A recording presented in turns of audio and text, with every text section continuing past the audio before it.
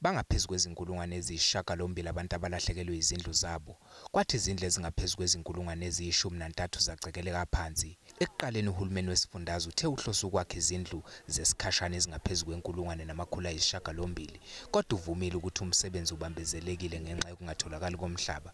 Kuze kube manje izindawo zokuhlala zesikhashana ezingama-206 sezakhiwe endaweni yaseThekwini.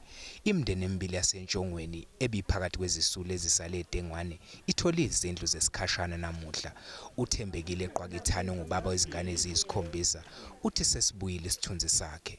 Ngokuthola kwami lendlu namhlanje ndibone ndimangazeka kakhulu, ndijabula kakhulu. He says this house came as a surprise as he was not expecting it.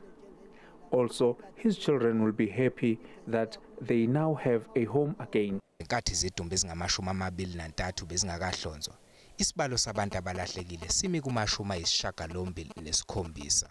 Our Provincial Disaster Management Center has made an application to the National Disaster Management Center for the short-term humanitarian relief support to the tune of 1 billion.